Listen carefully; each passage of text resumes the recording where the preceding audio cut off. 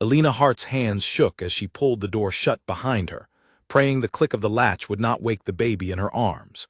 It was 5 in the morning, and the sky outside was still the color of ash. She had exactly 40 minutes to reach Vancroft Manor before the morning bell rang, and if she was late one more time, she would lose the only job standing between her family and the streets. Lily stirred against her chest, a small warm weight wrapped in a gray wool blanket that had once belonged to Alina's mother. The baby was 6 months old, with dark curls and a habit of waking at the worst possible moments. Alina pressed a kiss to her daughter's forehead and whispered that everything would be fine, though she did not believe it herself. Her neighbor, an elderly woman named Constance who usually watched Lily during the day, had come down with a fever overnight. She could barely lift her head from the pillow, let alone care for an infant. Alina had knocked on 3 other doors before dawn, begging anyone who might help, but no one had answered or no one could.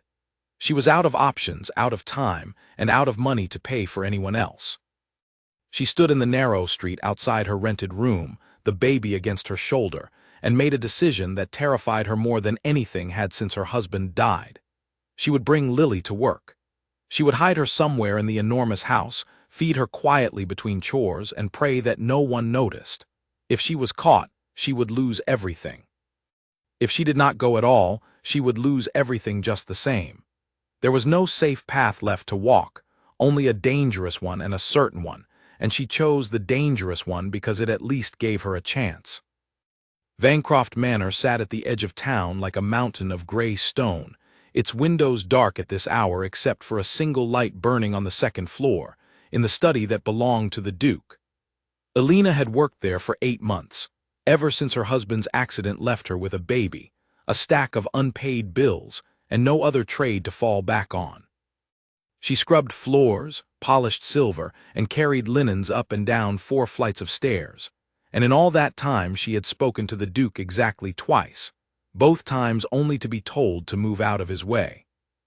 Everyone in the household called him the Cold Duke, though never to his face. Duke Nathaniel Vance was a tall, silent man who rarely smiled and never explained himself. He walked through his own home like a stranger passing through a train station, nodding at no one, stopping for nothing. The housekeeper, a stern but fair woman named Mrs. Whitfield, had warned Alina on her very first day that the Duke had one rule above all others. Nothing and no one uninvited was to disturb the quiet of his house. Servants who broke that rule did not get a second warning. They simply disappeared from the staff list, and no one asked where they had gone. Alina thought about that rule now as she hurried down the long gravel drive, Lily bundled tightly against the cold morning air. She told herself she only needed to keep the baby hidden for one day. Just one day, until Constance recovered or until she found someone else to help. She had already picked a spot in her mind, a small linen closet near the kitchens that the other maids rarely used before noon. It was warm from the ovens next door, tucked away from the main hallways, and far from the wing where the Duke kept his study and his private rooms. She slipped in through the servants' entrance at the back of the house, her heart pounding so loudly she was certain someone would hear it before they heard the baby. The kitchen was already alive with activity, pots clanging, the cook shouting orders, the smell of fresh bread thick in the air. No one looked twice at Alina as she passed through, because everyone was too busy to notice one more shape moving quickly toward the hallway. She reached the linen closet and eased the door open. Inside, shelves of folded sheets and towels rose from floor to ceiling, leaving just enough space in the corner for a low basket she had brought from home. She laid Lily down gently, tucking the blanket around her small body, and pressed a finger to her own lips as if the baby could understand the plea for silence. "Just for today," Alina whispered. "I promise, my love, just for today." Lily blinked up at her with wide, dark eyes, then yawned and closed them again, drifting back toward sleep.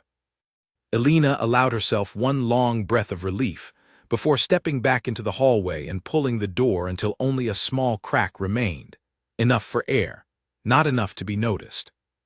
Her first task of the morning was to help polish the silver in the dining hall, a job that kept her close enough to the kitchens that she could slip away every hour to check on Lily. She worked with more focus than usual, scrubbing until her arms ached, glancing at the clock on the wall every few minutes.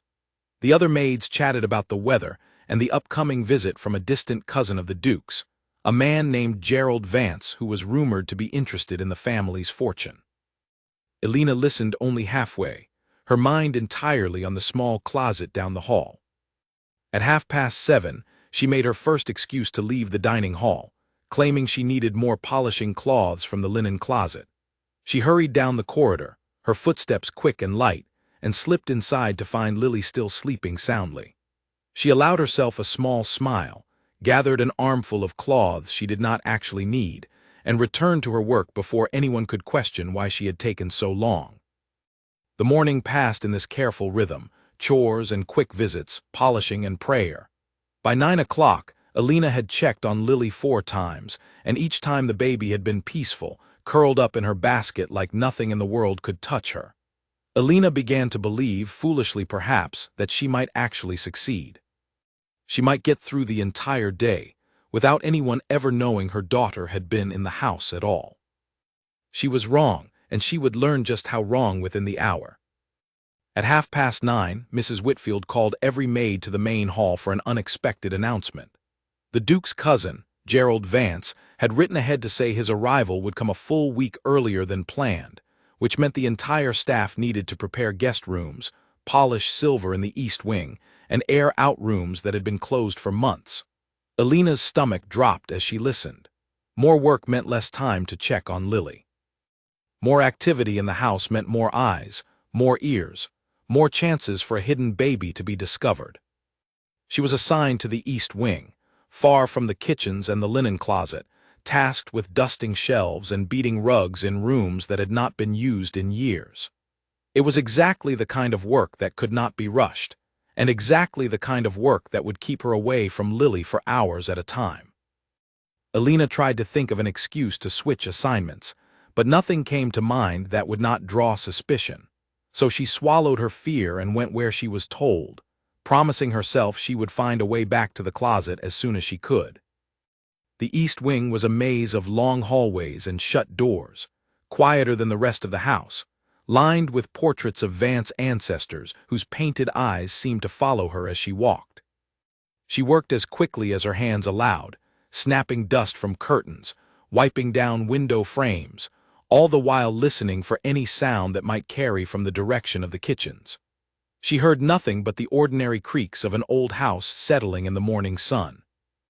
An hour passed, then another. Elena's arms grew tired and her mind grew restless, imagining a dozen disasters, each worse than the last. What if Lily woke and began to cry? What if one of the kitchen staff opened the closet looking for towels and found a baby instead? What if the housekeeper decided to inspect the linens herself, as she sometimes did without warning? She was polishing the brass handle of a tall wardrobe when Mrs. Whitfield appeared in the doorway, her expression unreadable, and told Elena that she was needed downstairs immediately. Elena's heart lurched into her throat. She followed the housekeeper without a word, her legs unsteady beneath her, bracing herself for the worst news she could imagine. But it was not about Lily at all. It was about the silver polish, which had run low, and Mrs. Whitfield needed someone to fetch more from the storage room near the kitchens. Elena nearly laughed with relief, though she kept her face composed as she accepted the task. It was, in truth, the best possible assignment she could have received, since it gave her a reason to walk right past the linen closet. She hurried down the back stairs, her pulse still racing from the false alarm, and turned into the narrow hallway that led toward the kitchens. As she approached the closet, she slowed her steps, listening carefully before reaching for the door. That was when she heard it, a thin, high cry muffled by the wood but unmistakable all the same. Lily was awake, and Lily was hungry, and Lily did not understand or care that the timing was terrible. Elena's whole body went cold. She glanced up and down the hallway, relieved to find it empty, and slipped into the closet as quickly as she could, pulling the door shut behind her. Lily's face was red with the effort of crying, her small fists waving in the air, her cries growing louder with every second that passed without comfort. Elena scooped her up and pressed her close, rocking gently, whispering soft nonsense words, But the baby would not be soothed so easily. She was hungry, and hunger did not wait for convenient moments. Elena fumbled to prepare a bottle from the small bag she had hidden beneath the basket, her hands trembling so badly she nearly dropped it twice. Somewhere down the hallway she heard footsteps, unhurried and steady, growing closer. She froze, the bottle halfway to Lily's mouth, her breath caught in her chest. The footsteps did not stop at the closet door. They passed by, continuing toward the kitchens, and Elena let out a breath she had not realized she was holding. She finished preparing the bottle and gave it to Lily, who quieted almost instantly, her small mouth working eagerly, her cries fading into soft, contented sounds. Elena closed her eyes and rested her forehead against the top of Lily's head, her heart still pounding from the fright. She told herself she needed a better plan. Hiding in a closet and hoping for the best was not enough, not with the house filling up for the cousins' early arrival, not with more staff moving through every hallway than usual. She needed somewhere safer, or she needed to find someone she could trust with the truth. But there was no one. The other maids liked her well enough, but none of them would risk their own positions to help hide a baby from the housekeeper, let alone from the Duke himself. Elena was alone in this, as she had been alone in nearly everything since her husband died, and the weight of that loneliness pressed down on her chest even as she held her daughter close. She stayed in the closet a few minutes longer than she should have, simply holding Lily, memorizing the small sounds of her breathing, the warmth of her tiny body. Then, reluctantly, she laid the baby back down in the basket, tucked the blanket around her, and forced herself to return to her duties before anyone noticed how long she had been gone. As she stepped back into the hallway, silver polish in hand, she nearly collided with one of the footmen, a young man named Peter who had always been kind to her. He steadied her with a hand on her arm and asked, with genuine concern, if she was feeling well, since she looked pale as a sheet. Elena forced a smile and told him she was only tired from the extra work. Peter did not press further, though his eyes lingered on her a moment longer than necessary before he continued on his way. Elena watched him go, wondering if he suspected something, wondering how many more close calls she could survive before her luck ran out entirely. She did not know, as she walked back toward the east wing with her heart still racing, that the day's greatest danger was not the footman, or the housekeeper, or even the arriving cousin. It was waiting for her just a few hours away, in the form of a man the entire household feared, a man who was about to discover the secret she had risked everything to keep hidden. The silver polish delivered, Elena returned to the east wing and threw herself back into her chores with a kind of desperate energy, as though hard work could somehow shield her from the disaster she felt building around her. She dusted shelves she had already dusted twice, straightened curtains that did not need straightening, anything to keep her hands busy and her mind from spiraling further into fear. By midday, the house had grown even busier. Carriages had begun arriving with supplies for the cousins' visit, crates of wine and fresh linens and flowers for the guest rooms. Servants Elena had rarely seen moved briskly through the halls, carrying boxes, calling instructions to one another, and the quiet order of the morning had dissolved into a controlled kind of chaos. It was, in some ways, good fortune. No one had time to notice a tired maid slipping away every hour, but it also meant more strangers in the house, more unfamiliar faces who did not know to avoid the linen closet near the kitchens, more chances for someone to stumble upon what Elena was hiding. She managed 2 more quiet visits to Lily before the lunch hour, each one shorter than the last, each one leaving her more anxious than before. The baby seemed to sense her mother's nerves, fussing more than usual, her cries harder to soothe. Elena began to wonder if she had made a terrible mistake, if she should have simply stayed home and accepted whatever consequences came from missing a day of work. But it was too late for that now. She was committed to this dangerous path, and all she could do was walk it as carefully as possible. At 12:30, Mrs. Whitfield gathered the staff again, this time to assign afternoon duties. Elena listened with a sinking heart as the housekeeper explained that several maids, herself included, would be needed to help prepare the private dining room on the 2nd floor, just down the hall from the Duke's study. It was the last place in the house Alina wanted to work. The Duke rarely left his study during the day, which meant there was a real chance she might encounter him directly, something she had managed to avoid for 8 months through careful timing and quiet footsteps. She had no choice but to go where she was assigned. She followed the other maids up the grand staircase, past portraits and tall windows that let in thin winter light, and into the private dining room, where they began setting the long table with polished plates and folded napkins. Alina worked quickly, keeping her eyes down, trying to make herself as unremarkable as possible. An hour into the task, disaster arrived in the form of Constance's neighbor, a boy of perhaps 10 years old, who appeared at the servants' entrance asking urgently for Alina. Word had somehow traveled that she worked at Vancroft Manor, and the boy had run the entire distance to deliver a message. Constance's fever had worsened. She needed a doctor, and she needed someone to fetch one since she lived alone and had no one else to call on. Alina's mind raced. She could not leave the house, not without risking her job entirely, not on a day when the staff was already stretched thin preparing for the cousin's arrival. But she also could not ignore the plea of the woman who had cared for her daughter every day for months, who had never once asked for anything beyond her modest pay.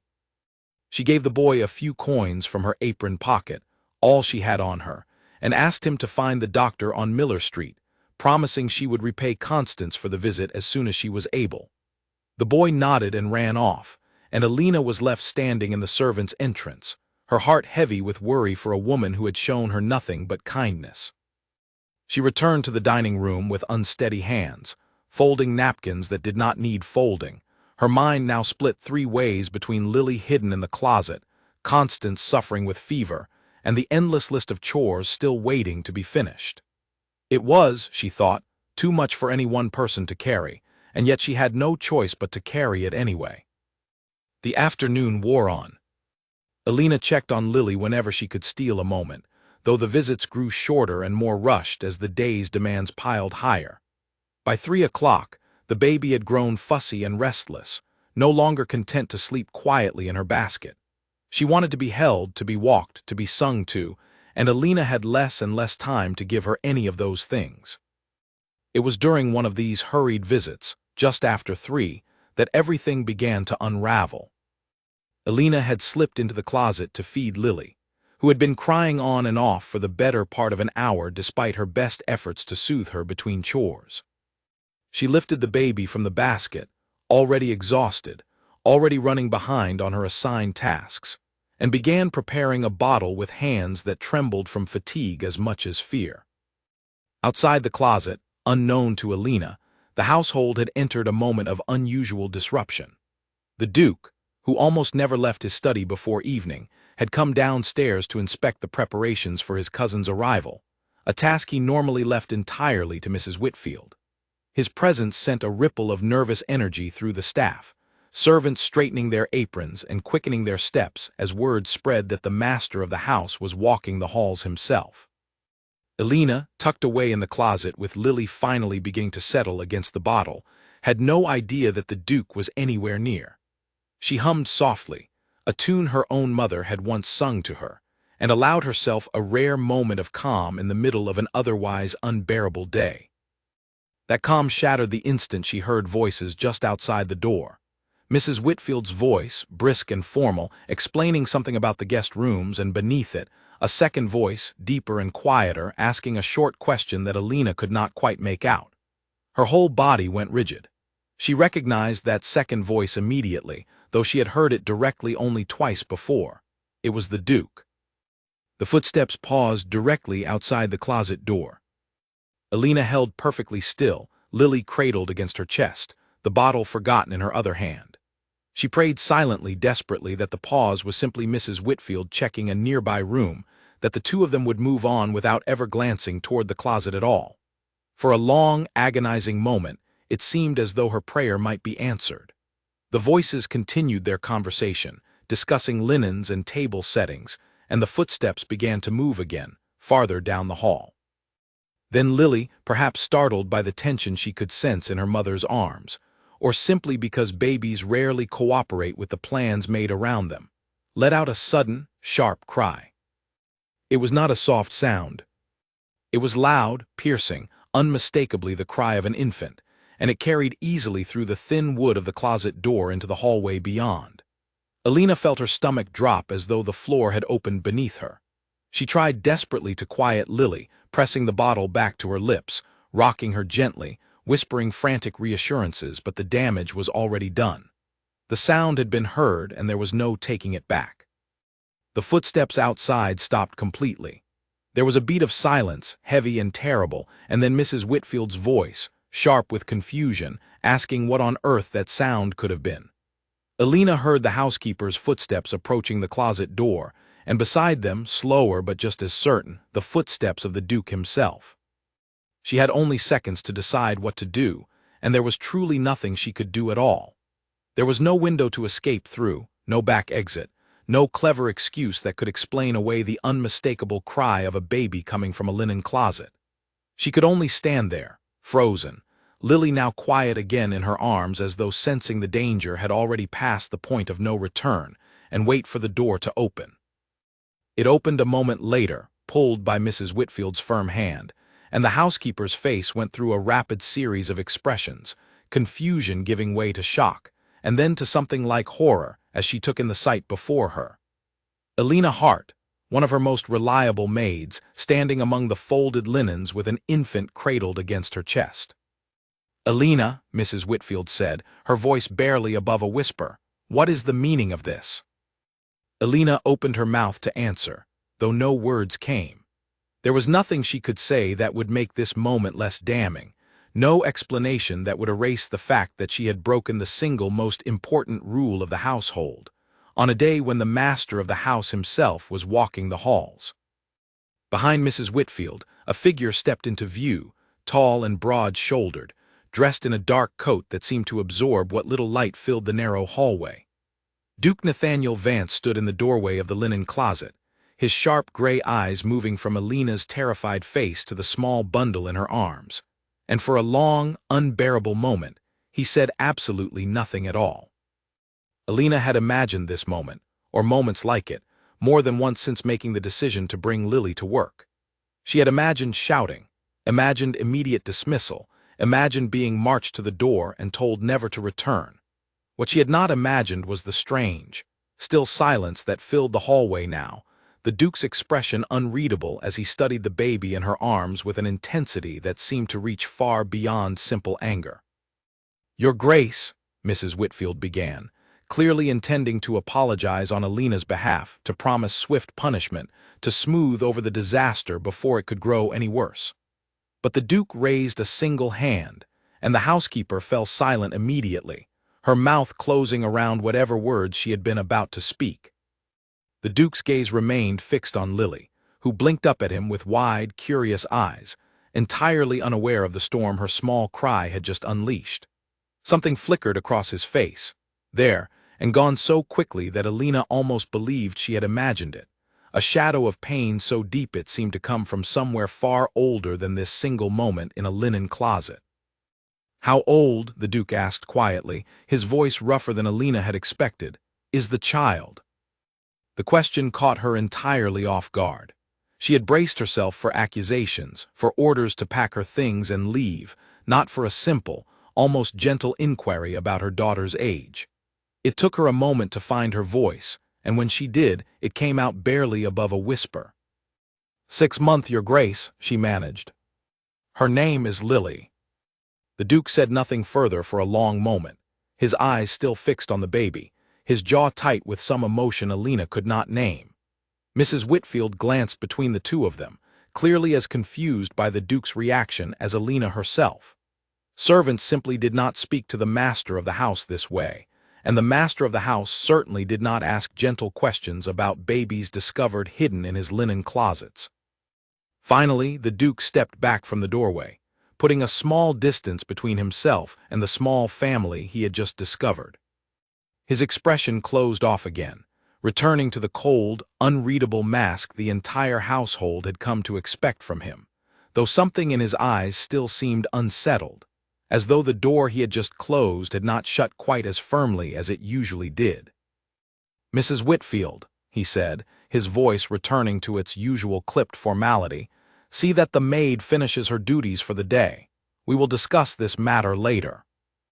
And with that, he turned and walked away down the hallway, his footsteps steady and unhurried, leaving Alina standing in the linen closet with her daughter in her arms, her heart pounding so hard she thought it might burst, utterly uncertain whether she had just witnessed her own downfall or something else entirely, something she could not yet begin to understand.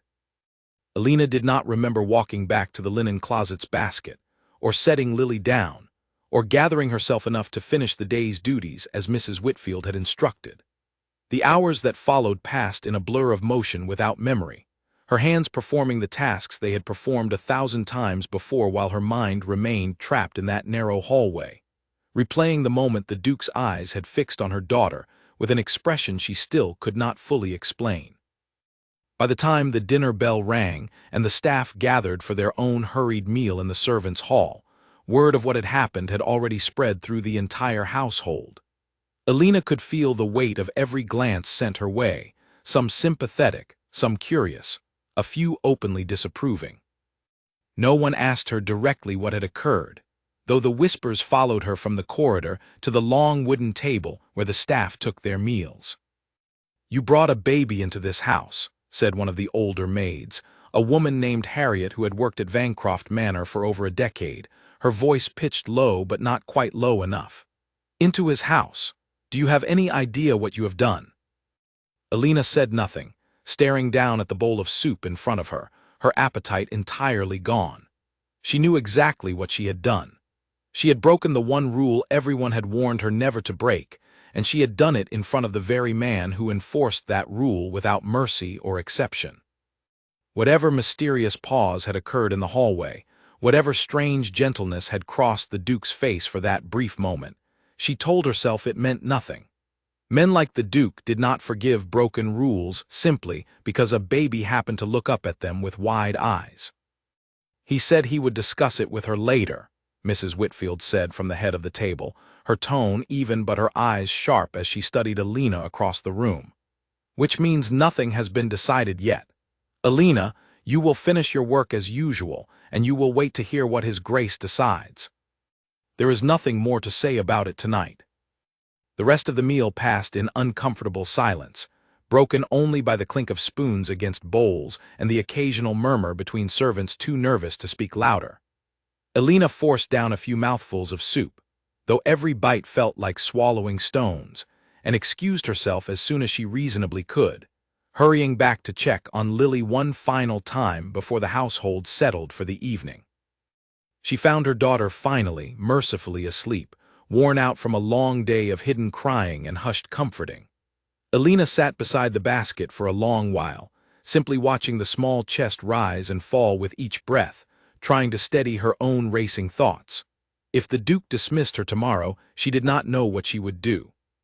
There were no other positions waiting for her, no savings set aside, nothing between her family and true desperation except this single job she had very likely just destroyed with her own carelessness. She thought, too, of Constance, still waiting for the doctor she had sent for that afternoon, and hoped the boy had found help in time.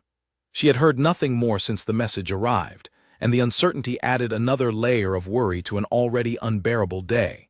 Tomorrow, if she still had a job to return to, she would find a way to check on her neighbor properly. Tonight, there was nothing more she could do but wait. Alina gathered Lily gently into her arms, wrapped her securely against the evening chill, and made the long walk home through streets grown dark and quiet. The manor's lights glowed behind her as she walked, and she could not help glancing back once, wondering which window belonged to the Duke's study, wondering what thoughts occupied the mind of the man who held her entire future in his hands. She slept poorly that night, drifting in and out of uneasy dreams where she stood again and again in that narrow hallway, watching the Duke's face shift from cold indifference to something else entirely, something she could not name even in her dreams. She woke before dawn, exhausted but resolved, and dressed quickly, preparing herself for whatever the day might bring. She left Lily with a different neighbor this time, a young mother named Rosalind who lived 2 doors down and agreed, for a modest fee to watch the baby for the day. Alina could not risk bringing her to the manor again, not after everything that had happened, not until she knew whether she even still had a position there to return to. The walk to Vancroft Manor felt longer than usual, each step heavier with dread. She arrived at the servants' entrance to find the household already stirring with the usual morning routines, though several of the maids gave her sidelong glances as she passed, whispering behind cupped hands. Word of yesterday's discovery had clearly not faded overnight.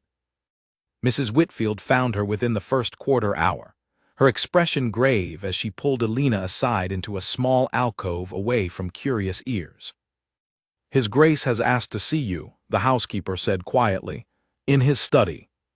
"Now." Alina's stomach twisted into a tight knot. This was it then. The dismissal she had been dreading since the moment Lily's cry had escaped the closet door. She nodded, unable to trust her voice, and followed Mrs. Whitfield through the manor's long corridors toward the wing she had always been careful to avoid. The Duke's study was a large room lined with tall bookshelves, heavy curtains drawn back to let in the pale morning light, a great oak desk positioned near the window. Alina had never been inside before, and despite her fear, she could not help noticing how different it felt from the rest of the house.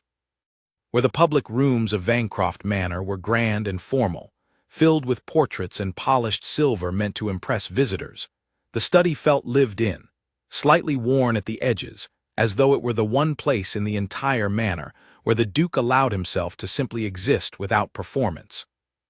He stood near the window when she entered, his back to her, hands clasped behind him in a posture Alina recognized from countless glimpses of him passing through hallways over the past 8 months. Mrs. Whitfield announced her arrival with a formal clearing of her throat. Then, at a small gesture from the Duke, withdrew from the room and closed the door softly behind her, leaving Alina alone with the man who held her fate in his hands.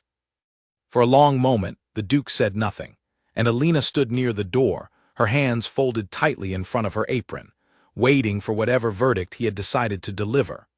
When he finally turned to face her, his expression was composed, unreadable in the way she had come to expect from him, though something in his eyes seemed different from the cold indifference she had witnessed on the rare occasions their paths had crossed before. "Sit," he said, gesturing to a chair near the desk.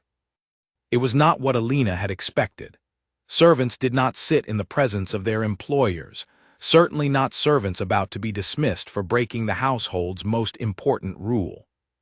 She hesitated only a moment before obeying, lowering herself carefully onto the edge of the offered chair, her posture stiff with nerves.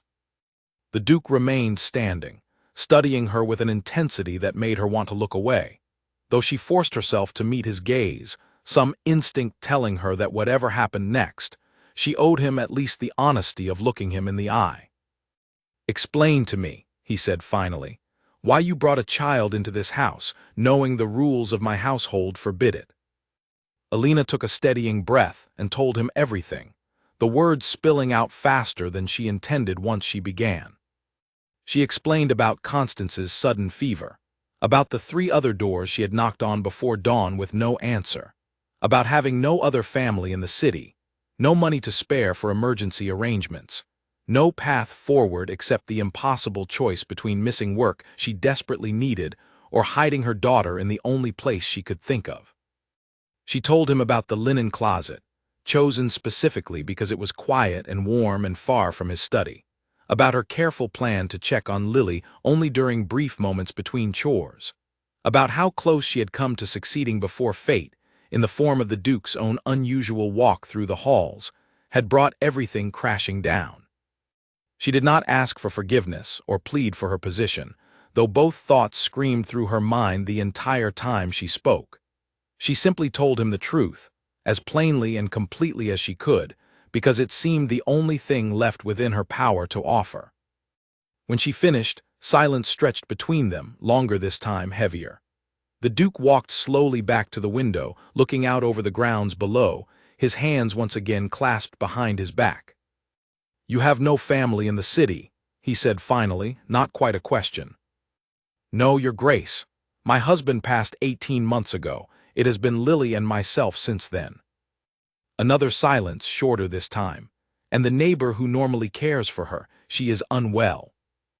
Yes, Your Grace, a fever came on suddenly overnight.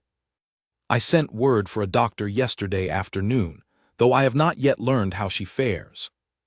The Duke turned back to face her, and for the first time since she had entered the room, something in his expression softened, though only slightly, only enough that Alina noticed it because she had spent the entire conversation studying his face for any sign of what her fate might be.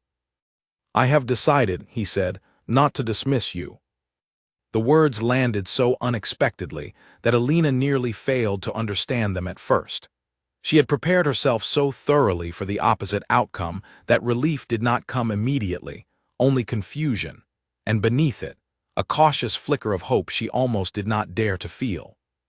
"Your Grace," she began, unsure what she meant to say next, gratitude and disbelief tangling together in her chest. The Duke raised a hand, cutting off whatever half-formed thanks she had been about to offer. "Do not misunderstand me.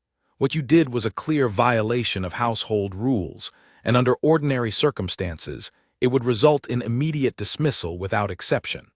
I have made exceptions for no one in the 8 years I have run this household, and I do not make them lightly now."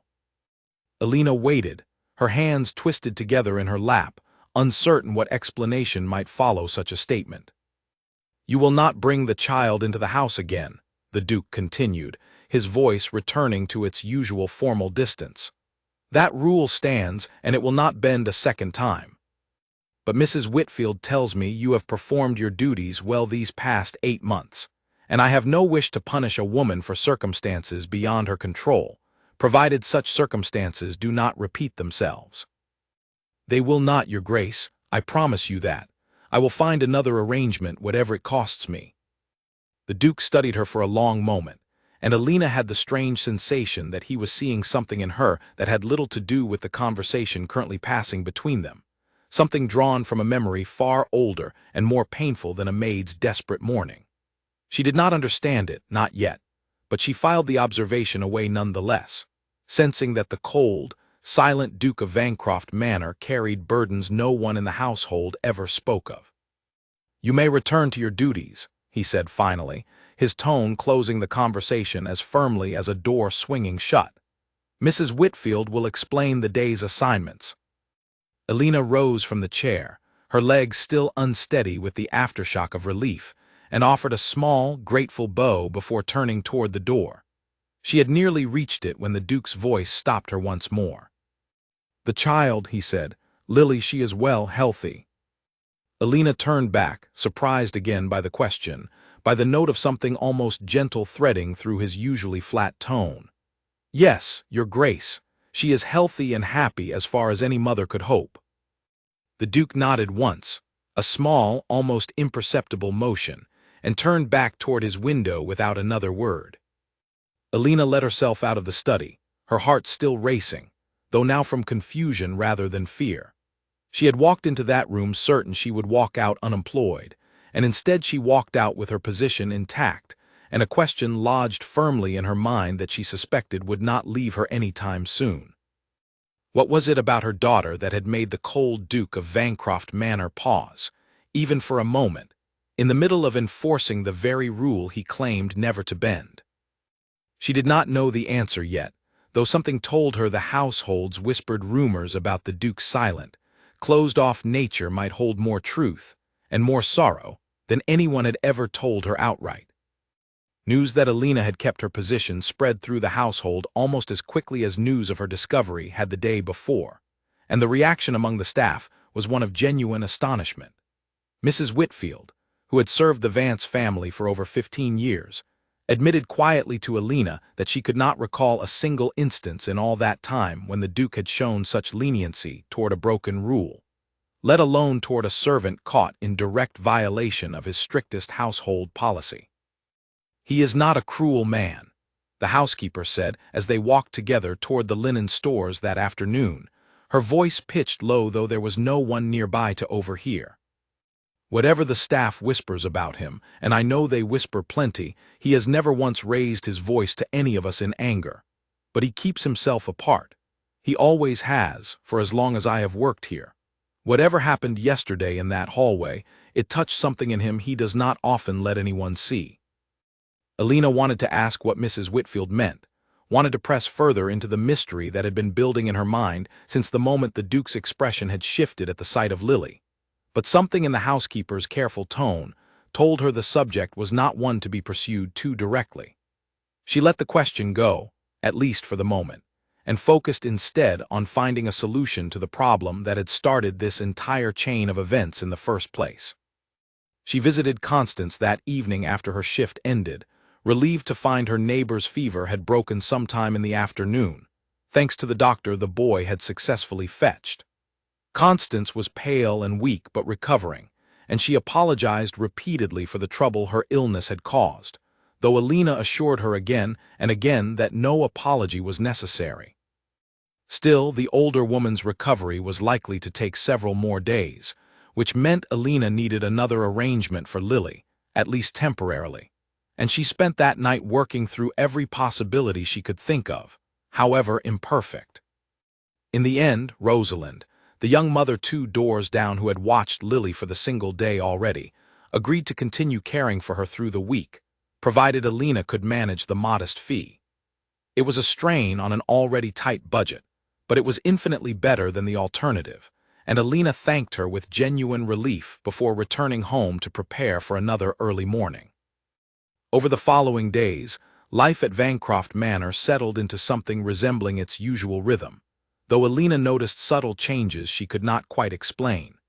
She caught the Duke watching her occasionally across the length of a hallway, his expression unreadable, before he turned away and continued on whatever business had brought him downstairs. Once, passing his study with an armful of linens, she thought she heard him ask Mrs. Whitfield, in a voice not quite low enough to escape her notice entirely, whether the maid's arrangements for her daughter had proven satisfactory. It was strange, this quiet attention from a man the entire household considered distant and unreachable, and Alina did not know what to make of it. She told herself it meant nothing beyond simple curiosity, that a man who rarely engaged with his staff on any personal level might naturally wonder about the unusual circumstances that had briefly disrupted his household's careful order. She told herself this, though some part of her suspected the truth ran deeper. The truth, when it finally reached her, came not from the Duke himself but from Harriet, the older maid who had scolded Alina so sharply on the evening of the discovery. Harriet had worked at Vancroft Manor longer than almost anyone besides Mrs. Whitfield, long enough to remember a version of the estate that no longer existed, one that had ended abruptly nearly 6 years earlier. The 2 women found themselves alone together one evening, folding freshly laundered curtains in the sewing room, and Harriet, perhaps softened by several days of watching Alina work without complaint despite her obvious exhaustion, finally spoke of what she had witnessed all those years ago. "He was not always as he is now," Harriet said, her hands moving methodically over the fabric as she spoke, her eyes fixed somewhere beyond the walls of the room. "The Duke, I mean. When his father still lived and his older brother managed the estate's business, Nathaniel Vance was a different man entirely. He laughed. He held gatherings in the great hall that lasted long into the night. He married a woman named Charlotte, a warm, kind soul who treated every servant in this house like family rather than staff. She used to bring the kitchen maids flowers from her own garden, if you can imagine such a thing." Alina listened, her own hand slowing on the curtain she had been folding, sensing that Harriet was building toward something painful. "They had a son," Harriet continued, her voice growing quieter still. "Born in the spring, 6 years past now. A beautiful, healthy boy, and for a short while this house was the happiest place I have ever worked. The Duke, well, he was not Duke then, his older brother still held the title, but he doted on that child in a way I have rarely seen a father dote on anyone. He used to carry the boy through the gardens himself, refusing to let the nursemaid do it, insisting he wanted every moment with his son that he could claim." Harriet paused, folding the same curtain over and over though it no longer needed adjustment, and Alina waited, sensing that the woman needed the silence to gather herself before continuing. "There was an illness that winter," Harriet said finally. It swept through the county fast and cruel, taking the very young and the very old before anyone properly understood what was happening. Charlotte fell ill first, caring for a sick tenant's child on the estate grounds, and within days, the boy had caught it from her. They died within a week of each other, mother and son, and I do not believe this house has heard real laughter since. Alina's chest tightened with a grief that was not her own, though it settled into her all the same, understanding at once why the Duke had watched Lily with such raw, unguarded pain that day in the hallway. "And his brother?" she asked softly. "The one who held the title." "Died in an accident not 2 years after," Harriet said. "A fall from a horse, quick and sudden." So the title passed to Nathaniel, a man who had already buried his wife and son, and had no heart left, it seemed, for the running of an estate or the raising of a family. He sealed off the nursery wing entirely. No one has entered those rooms in years, not even to clean them. He does not speak of Charlotte, or of the boy, not to any of us, though I have heard, from a maid who used to serve him directly before she left for another position, that he still keeps a small portrait of them both locked in a drawer of his desk. Alina thought of the study she had sat in only days before, of the great oak desk near the window, and wondered which drawer might hold such a painful, treasured thing. She thought, too, of the Duke's careful, gentle questions about Lily's age and health, questions that made a different kind of sense now, questions asked not out of idle curiosity, but out of a grief so deep it had reshaped an entire man's life around avoiding its source. "He has not forgiven himself, I think," Harriet said, folding the last of the curtains and setting them aside. "Though for what, I could not say. He was not present when the illness struck. There was nothing any of us could have done differently. But grief does not always listen to reason, and I believe His Grace has spent 6 years punishing himself for a loss that was never his fault to begin with." The two women finished their work in silence after that, the weight of the story settling heavily over the room. Alina walked home that evening with her thoughts far from her usual worries about money and childcare, occupied instead by the image of a man carrying his infant son through the gardens with his own hands, refusing to let anyone else claim that joy, only to lose everything so suddenly, and so completely that he had sealed away not just a wing of rooms but an entire part of himself. She thought about this new knowledge over the following days, unable to look at the Duke in quite the same way she had before, though nothing outward had changed between them. He remained distant, formal, precisely as cold and unreachable as the rest of the household expected him to be. But now, when she passed him in the hallway and caught his eyes lingering on her a moment longer than necessary, she understood, or believed she understood, the source of that lingering gaze. It was not suspicion or displeasure. It was memory, sharp and unhealed, stirred awake by the sound of a baby's cry echoing through hallways that had gone silent 6 years before. One afternoon, nearly a week after the discovery in the linen closet, Alina was summoned once again to the housekeeper's small office, though this time Mrs. Whitfield's expression carried none of the grave uncertainty from before. Instead, she looked almost pleased, though careful to keep her tone professional as she explained the reason for the summons. "His Grace has instructed that a small room near the kitchens, previously used for storage, be cleared and arranged as a proper nursery," Mrs. Whitfield said, watching Alina's face carefully for her reaction. "He has suggested that on days when your usual arrangements fall through, your daughter may be cared for there, under proper supervision, rather than risk another situation such as the one we encountered last week." Alina stared at the housekeeper, certain she had misheard, though Mrs. Whitfield's steady expression confirmed the words had been spoken exactly as intended. "He suggested this himself." "He did," Mrs. Whitfield said, a note of genuine surprise still coloring her own voice despite her professional composure. "I have arranged for one of the younger kitchen staff, a girl named Margaret with younger siblings of her own, to assist with supervision on the days such care is needed. His Grace has agreed to cover a portion of her wages for this additional duty." Alina did not know what to say. Gratitude rose in her chest so suddenly and so completely that she felt tears threatening at the corners of her eyes, and she blinked them back quickly, unwilling to appear anything less than composed in front of the housekeeper. It was more than she had ever dared hope for, more kindness than she had expected from anyone in this house, let alone from the cold, distant Duke who ruled over it. "Please," she managed finally, her voice thick with emotion, "thank His Grace for me. I do not know how to properly express what this means." Mrs. Whitfield's expression softened, just slightly, the closest thing to warmth Alina had ever seen cross the housekeeper's normally stern features. "I do not believe he expects thanks, Alina, but I will pass along your gratitude nonetheless."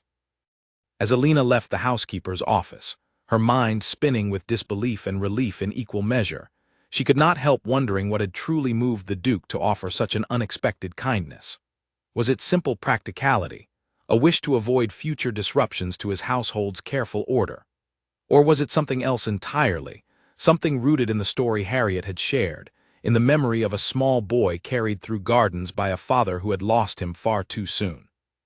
She did not know the answer yet, though she suspected, with a certainty that surprised her, that the coming weeks would begin to reveal it, one small act of unexpected kindness at a time. The little nursery room took shape over the following days, tucked just off the kitchen corridor in a space that had once held broken furniture and forgotten crates. Alina watched, still hardly believing what she saw, as two footmen carried in a small crib, a rocking chair with a soft cushion, and a low shelf that someone had filled with folded blankets and a few simple wooden toys.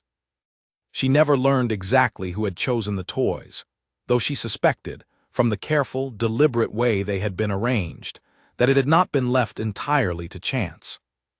Margaret, the young kitchen girl assigned to help with Lily's care, turned out to be a cheerful, capable presence, only 17 years old but already experienced from years of helping raise 4 younger siblings at home. She took to Lily immediately, and Lily, in turn, seemed to adore her, reaching for her with small, grasping hands whenever Margaret leaned over the crib. Alina felt a weight lift from her shoulders that she had not fully realized she was carrying, the constant, grinding worry of where her daughter would be safe, finally easing into something like peace.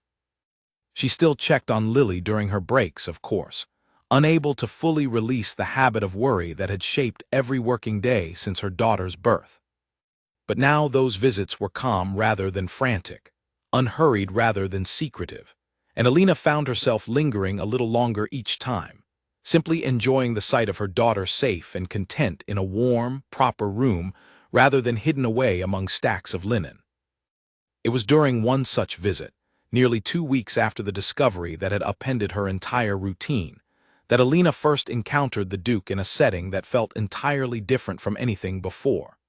She had slipped into the nursery during her midday break to find Lily awake and fussy, refusing to settle no matter what Margaret tried, and Alina had just lifted her daughter from the crib when she heard footsteps pause in the doorway behind her. She turned to find the Duke standing there, still in his formal dark coat, his expression uncertain in a way she had never witnessed on his face before. He looked, for a brief moment, less like the imposing master of a great estate, and more like a man who had wandered somewhere he was not entirely sure he belonged. "Forgive the intrusion," he said, his voice quieter than his usual formal tone. "I was told the room had been finished. I wished to see that it suited its purpose." Alina, still holding a fussy Lily against her shoulder, managed a small, respectful bow despite the awkwardness of the moment. "It is more than suitable, Your Grace. I cannot thank you enough for what you have done." The Duke's eyes moved to Lily, who had quieted somewhat at the sound of a new voice, turning her small face curiously toward the tall stranger in the doorway. For a long moment, he simply looked at her, and Alina watched something complicated pass across his features, grief and tenderness tangled so closely together that she could not have separated one from the other even if she had tried. "May I?" he said finally, then stopped himself, as though uncertain the request was appropriate to make at all. "Your Grace." "Nothing," he said, straightening slightly, some of the formal distance returning to his posture. "It is not my place. Forgive me." But Alina, watching the flicker of longing in his eyes, understood well enough what he had almost asked, and something in her chest ached at the thought of a man denying himself even this small comfort out of some misplaced sense of what was or was not proper. She thought of Harriet's story, of a father who had once carried his own son through the gardens with his own hands, refusing to let anyone else claim that simple joy, and she made a decision that surprised even herself. "You may hold her, Your Grace, if you wish it," she said softly. "She is fussy today, but she does not bite."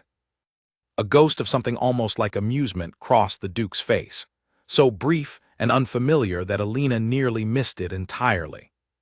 He hesitated, and for a moment she thought he might refuse, might retreat back into the careful distance he kept from everyone in his household. Then, slowly, almost cautiously, he stepped further into the room and extended his arms. Alina passed Lily over carefully, showing him how to support her head with a gentleness that came from months of practice, and watched as the Duke settled her small weight against his chest with a tenderness that seemed to come from somewhere deep and long unused. Lily, perhaps sensing something in the stillness of the man holding her, quieted almost entirely, her small fingers reaching up to grasp at the fabric of his coat. The Duke stood very still, looking down at the child in his arms, and for a long moment neither he nor Alina spoke at all. When he finally looked up, his eyes were bright with something he did not try to hide, though his voice, when he spoke, remained carefully controlled. "She has your eyes," he said quietly, "dark like yours." "So everyone tells me," Alina said, watching him with a growing curiosity she could not quite suppress, though her father always said her stubbornness was entirely his own. Something in the Duke's expression shifted at the mention of Lily's father. A flicker of understanding, perhaps, of shared loss recognized between two people who had each buried someone they loved. "I am sorry," he said simply, "for whatever loss brought you to raise her alone." Alina had grown accustomed, over the 18 months since her husband's accident, to a certain kind of hollow sympathy from people who offered condolences out of obligation rather than genuine feeling. The Duke's words carried none of that hollowness. They landed with a weight that suggested he understood, more deeply than most, exactly what such a loss cost a person. "Thank you, Your Grace," she said quietly. "It has not been easy, but she gives me a reason to keep moving forward even on the hardest days." The Duke nodded slowly, his gaze returning to Lily, who had begun to drift toward sleep against his chest, lulled perhaps by the steady, careful stillness of the man holding her.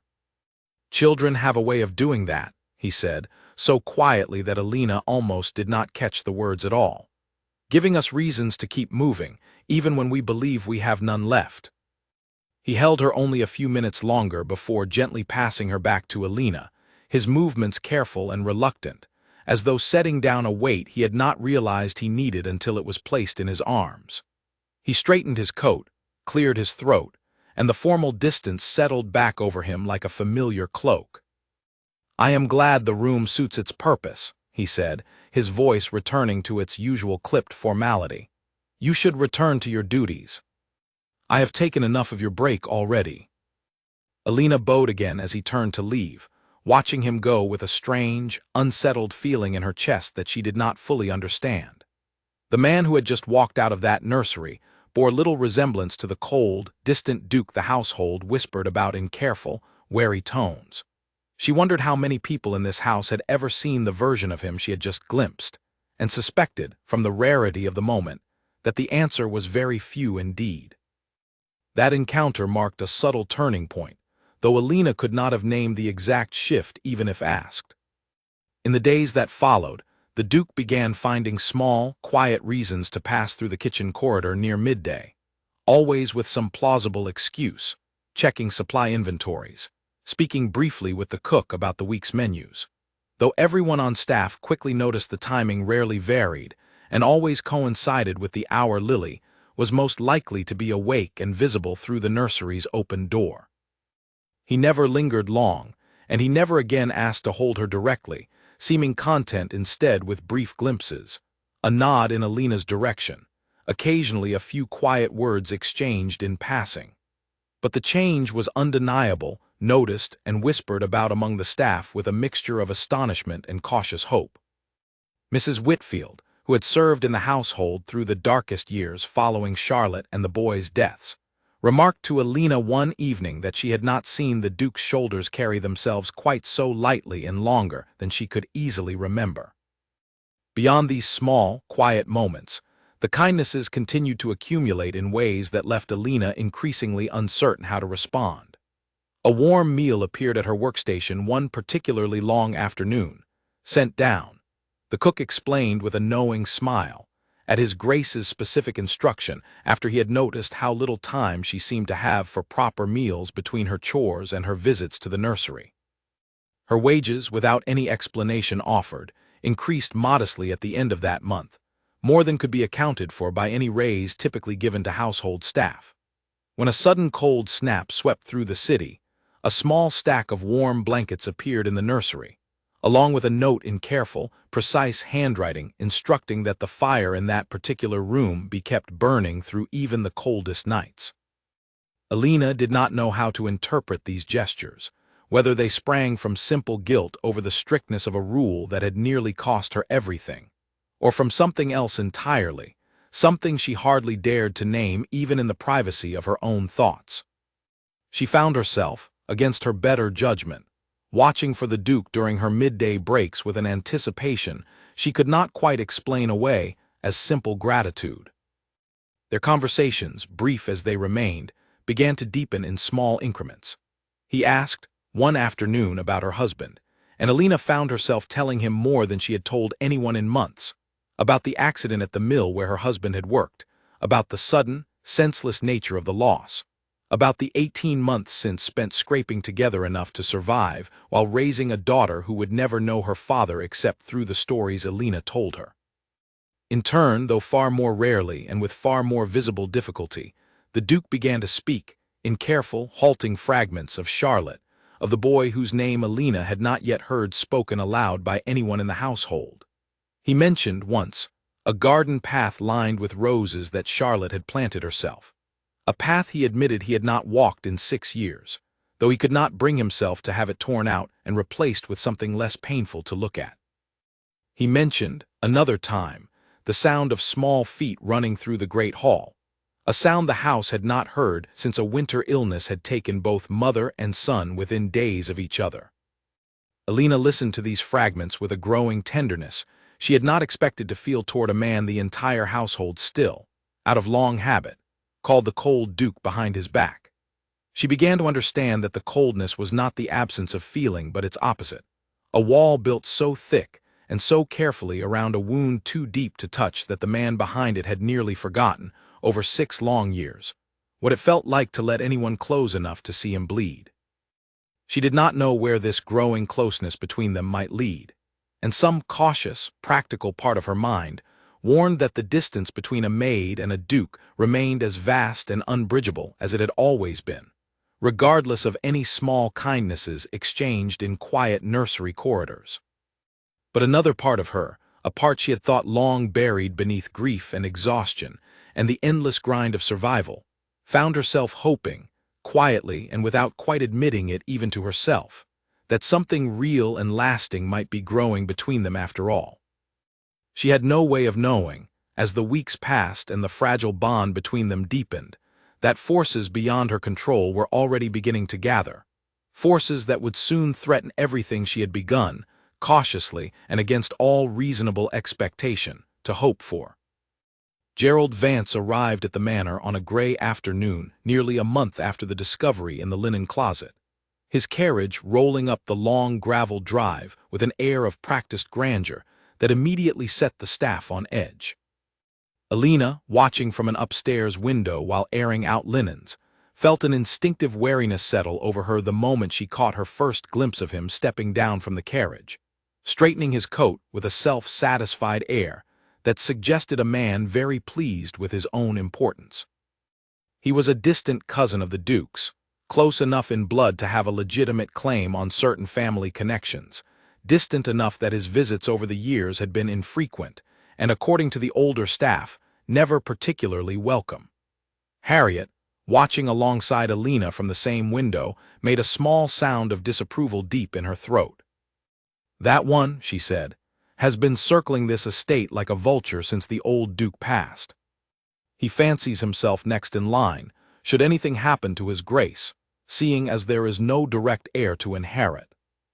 The words settled uncomfortably in Alina's chest, though she said nothing, watching as Gerald Vance made his way up the front steps with 2 servants trailing behind him, carrying an excessive amount of luggage for what had been described as a short visit. She thought of the Duke's careful, guarded gentleness with Lily, of the small kindnesses that had been quietly accumulating over the past weeks, and felt a protective instinct rise in her chest that she had no reasonable right to claim, given her position in the household. Over the following days, Gerald Vance made himself a constant presence throughout the manor, wandering through rooms with an air of ownership that grated on nearly every member of the staff who crossed his path. He was polite enough on the surface, offering pleasant words to servants he passed in the hallways, but Alina noticed the way his eyes lingered on the estate's finer furnishings, the way he asked pointed questions about the household's finances that seemed to have little to do with genuine family concern. She kept her distance from him as much as her duties allowed, uneasy in his presence in a way she could not fully explain, though her instincts sharpened considerably the first time she witnessed him watching her from across the length of a hallway with an expression of calculating interest. It was not the same kind of attention the Duke had begun showing her, warm and careful and rooted in genuine feeling. This was something colder, more assessing, as though Gerald Vance had noticed something about her presence in the household and was turning it over in his mind, searching for how it might be useful to him. She learned the reason for that assessing gaze sooner than she expected, during a conversation she happened to overhear entirely by accident one evening while carrying a tray of tea toward the private dining room. Gerald Vance sat with the Duke near the fireplace, and though Alina had not intended to listen, the cousin's voice carried clearly enough through the partially open door that she found herself frozen in the hallway, unable to move forward or retreat without risking discovery. "You have grown rather attached to that maid and her child, I understand," Gerald said, his tone carrying a false lightness that did nothing to disguise the sharp edge beneath it. "The staff talk of little else. A nursery built specially for her, meals sent to her workstation, private conversations that last considerably longer than any employer typically affords a servant." "The staff talk too much," the Duke replied, his voice carefully neutral, though Alina, who had come to know the small variations in his tone over the past weeks, heard the tension threading beneath the surface. "Perhaps," Gerald said, "though I confess I find it curious, cousin. You have shown no such interest in remarrying, in securing an heir through proper channels, in 6 long years since Charlotte's passing. And yet here you are, forming attachments to a servant's child born of no connection to this family whatsoever."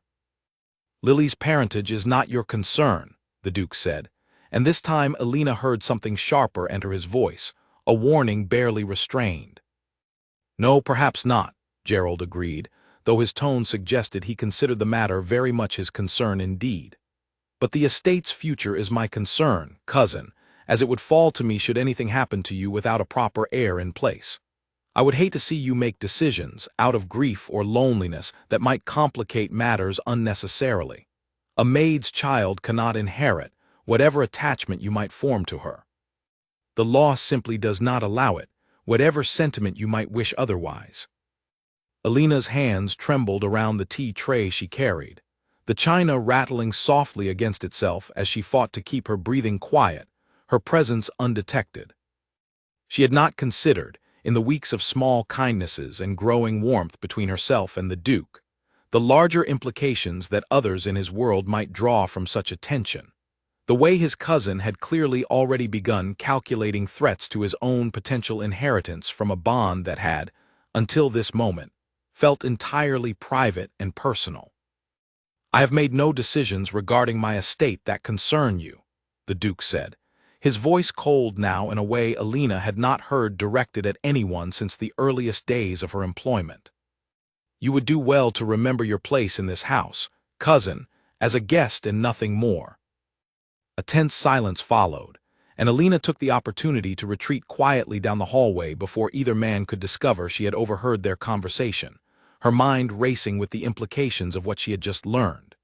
Gerald Vance saw her, or saw Lily rather, as a threat to whatever inheritance he believed himself entitled to, and men who felt threatened, she understood from hard experience, rarely limited themselves to polite conversation when it came to protecting their interests.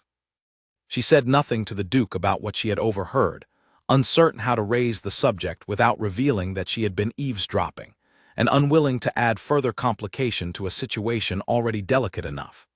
But she found herself watching Gerald Vance with renewed wariness over the following days, noting the way he seemed to appear with unusual frequency near the kitchen corridor, near the nursery, near wherever Alina's duties happened to take her. The confrontation, when it finally came, arrived without warning on an afternoon nearly a week after Alina had overheard the conversation by the fireplace. She had just left the nursery after checking on Lily, who had been fussy again with the beginnings of a cold, when Gerald Vance stepped into her path in the narrow kitchen corridor, blocking her way with a pleasant smile that did nothing to soften the calculation in his eyes. "Mrs. Hart," he said, using her married name with a false formality that immediately set her on edge. "I wonder if I might have a word." "I have duties to attend to, sir," Alina said, keeping her voice carefully neutral, though her instincts screamed at her to find any excuse to end this conversation as quickly as possible.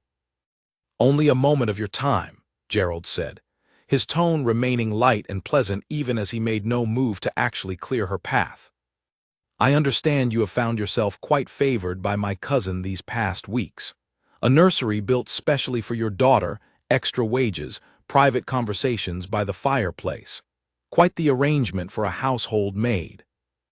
Alina said nothing, waiting to see where he intended to steer the conversation, her hands clenched at her sides beneath the folds of her apron.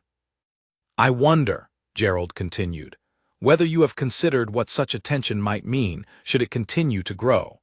My cousin is a lonely man, Mrs. Hart, made lonelier still by grief he has never properly resolved. It would be easy, I imagine, for a clever woman to take advantage of such loneliness, to position herself and her child as something more permanent in this household than either of you have any legitimate right to be."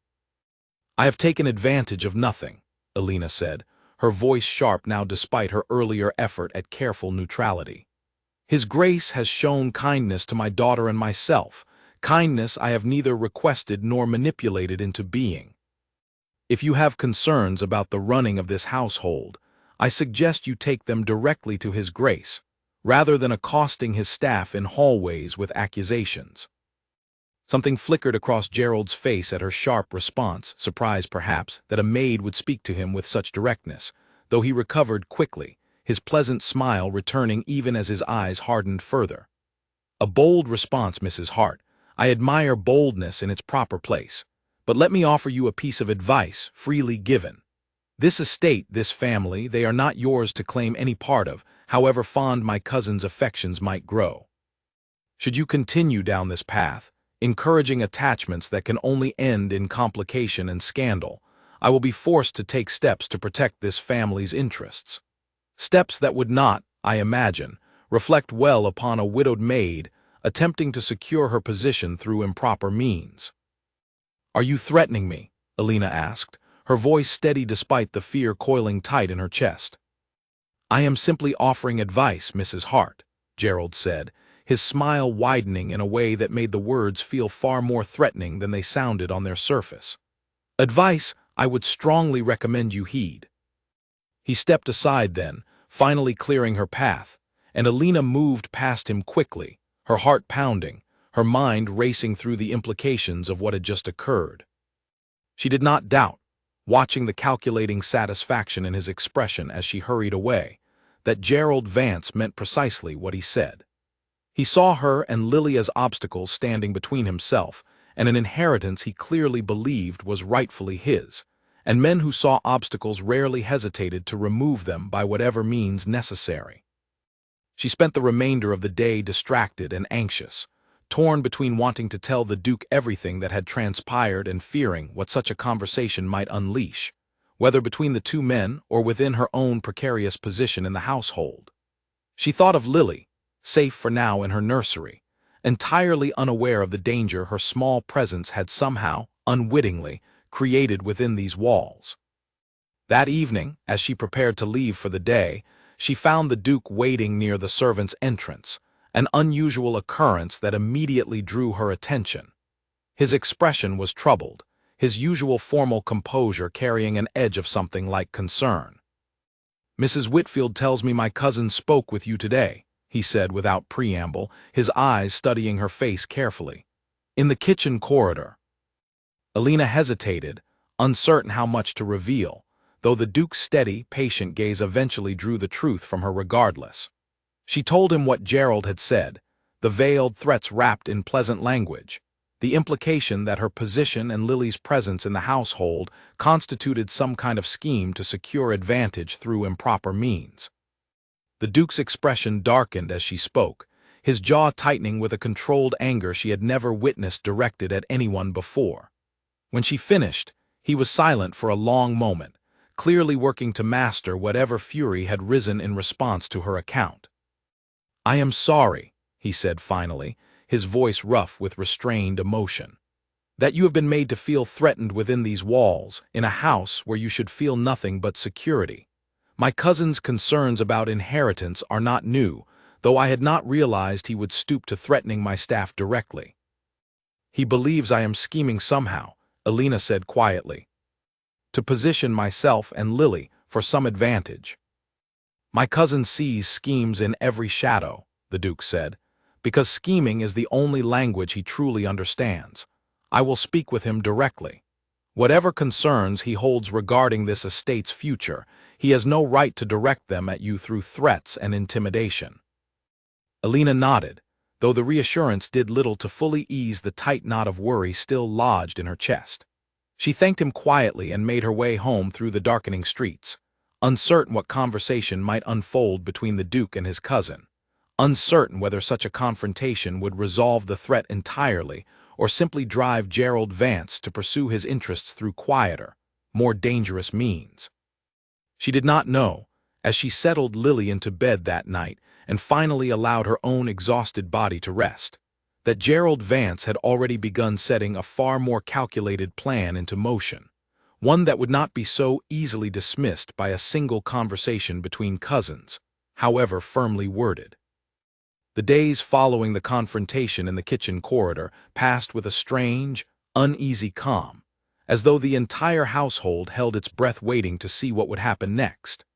Gerald Vance did not approach Alina directly again, though she often caught him watching her from across rooms with an expression that made her skin prickle with unease.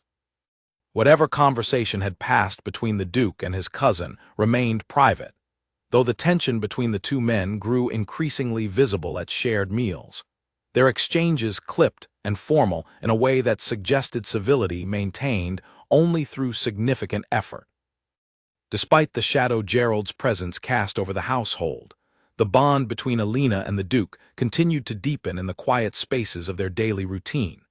He began seeking her out more openly now, no longer relying solely on carefully timed visits to the kitchen corridor, but finding genuine reasons to speak with her throughout the day, asking after her well-being, inquiring about Lily's recovering health as her cold finally began to clear. One afternoon, nearly 2 weeks after Gerald's arrival, the Duke found Alina in the small garden behind the kitchens, where she had taken Lily for a few precious minutes of fresh air during her break. The winter chill had begun to loosen its grip, and pale sunlight filtered through bare branches overhead, warming the small stone bench where Alina sat with her daughter bundled against her chest. "May I join you?" the Duke asked, his voice carrying none of its usual formal distance. Alina nodded, making room on the bench, and he settled beside her with a careful, deliberate motion, as though still uncertain of his welcome despite the weeks of growing familiarity between them.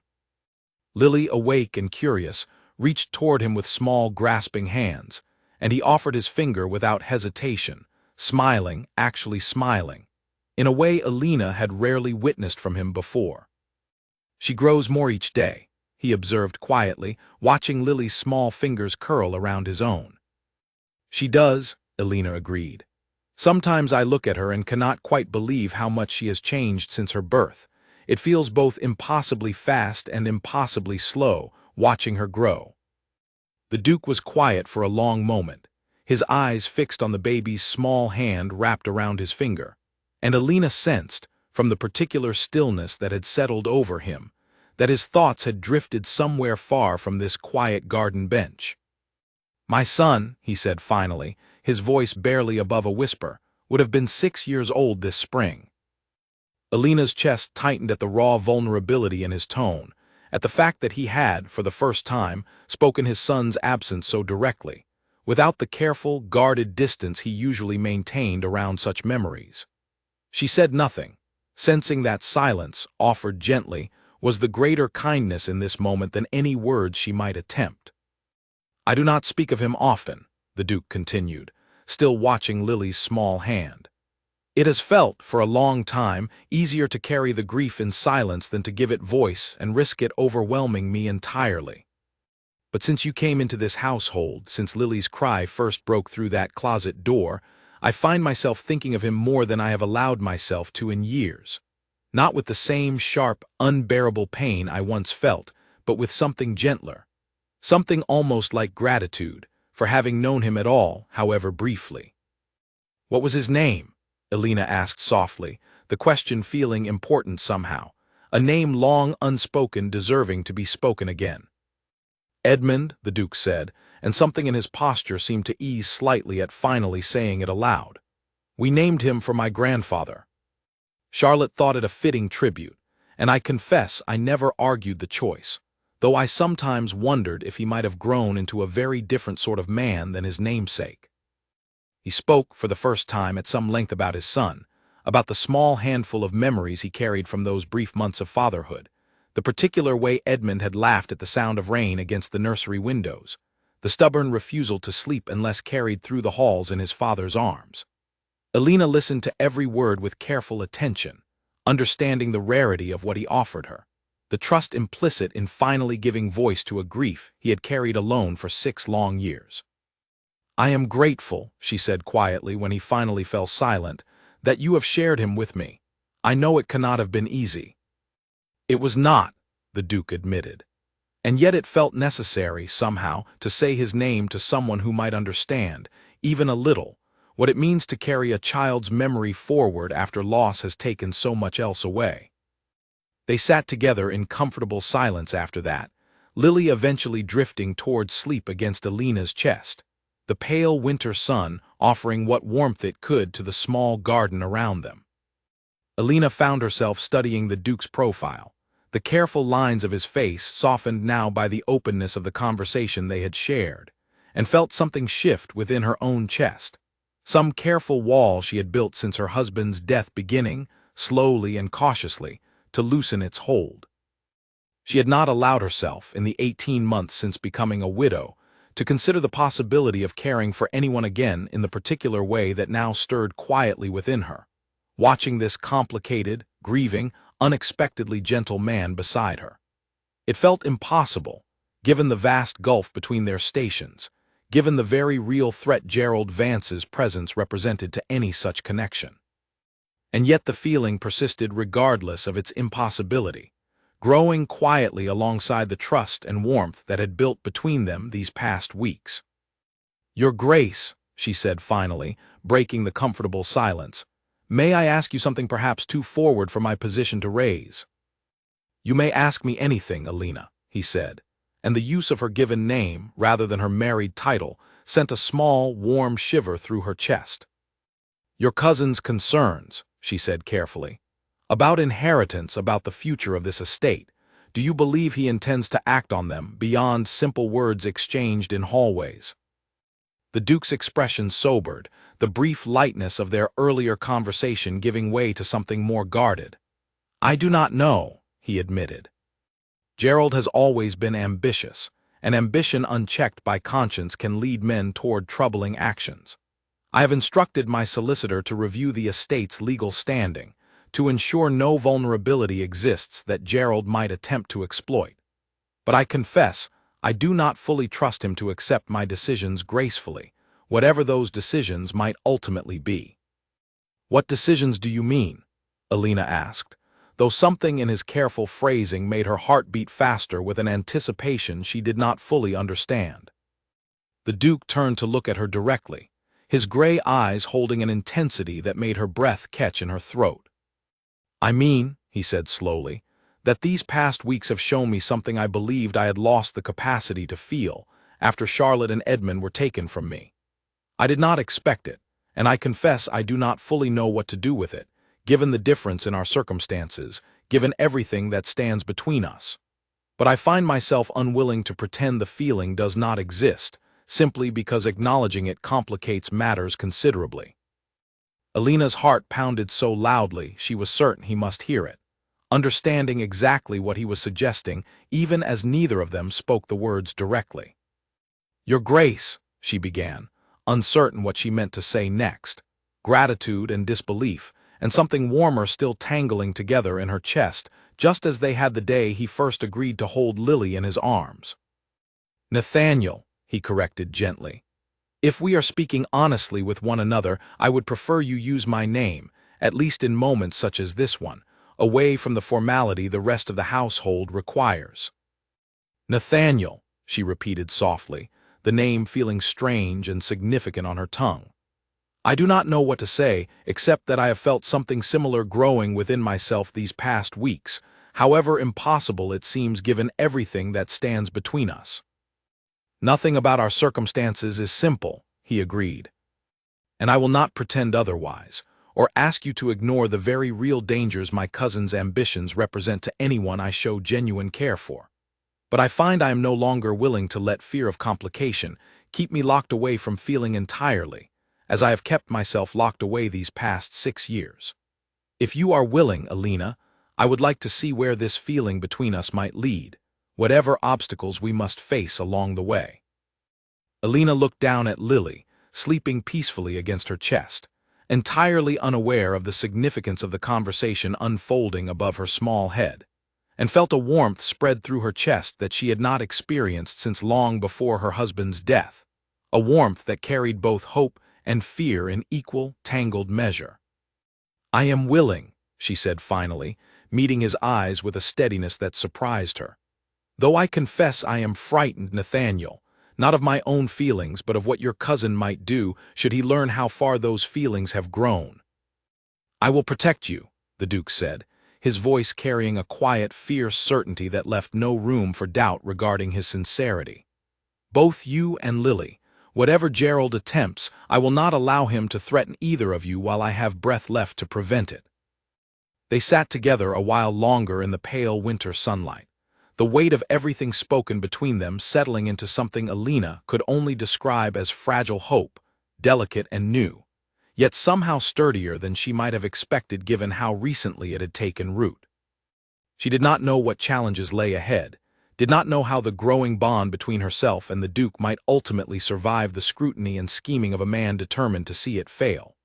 But sitting there, with her daughter sleeping peacefully against her chest and Nathaniel's steady presence beside her, she allowed herself, for the first time in a very long while, to believe that something good might yet come from all the fear and uncertainty of these past weeks. She could not have known, as they finally rose from the garden bench and returned to their separate duties within the house, that Gerald Vance had already begun gathering the pieces of a plan far more dangerous than simple threats exchanged in hallways. A plan designed to strike not at Alina directly, but at the very foundation of her position within the household, and at the fragile, newly acknowledged bond that had grown between herself and the man determined to protect her. The blow, when it fell, arrived with a suddenness that left Alina reeling, delivered not through quiet threats in hallway corners, but through a formal accusation made publicly, in front of the assembled household staff, on a morning that began like any other, and ended with Alina's entire future hanging in doubt once again.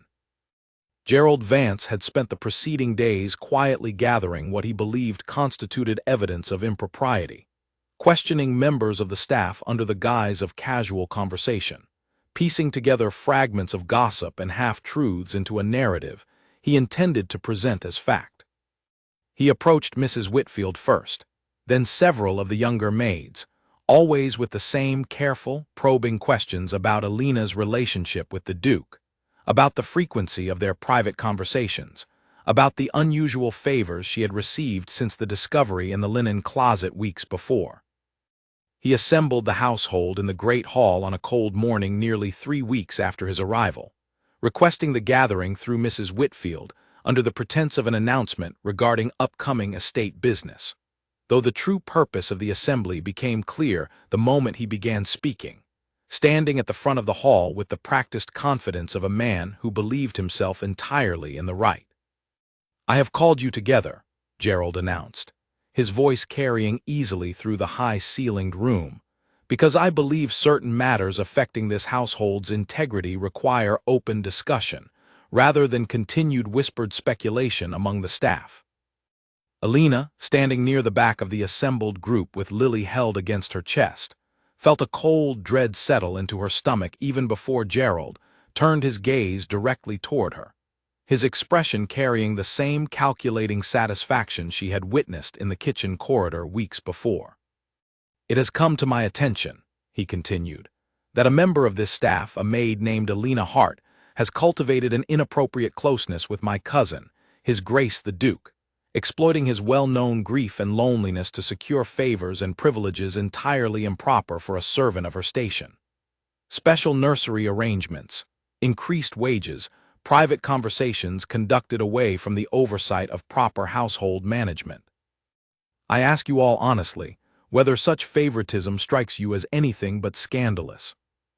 A ripple of uncomfortable murmurs passed through the assembled staff, and Alina felt every eye in the room turned toward her, some sympathetic, others uncertain, a few carrying the same suspicious judgment Gerald clearly hoped to cultivate. She held Lily a little tighter, her heart pounding, searching the room desperately for any sign of the Duke, who had not yet arrived at the gathering.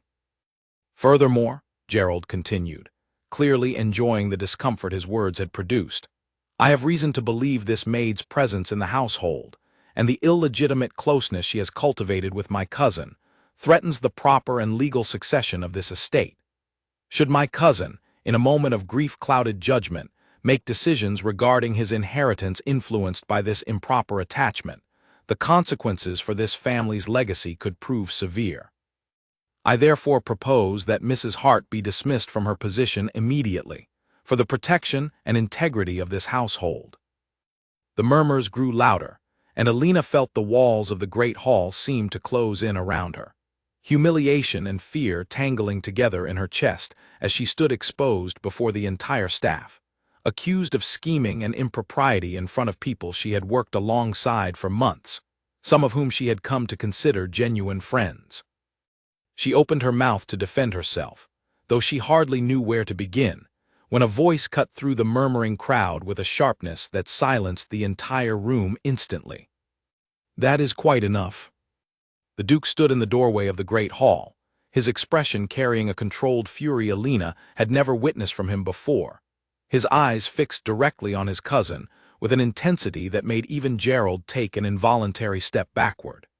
He strode into the room, his presence commanding the attention of every servant present, and positioned himself directly beside Alina, close enough that his intention could not possibly be mistaken by anyone watching.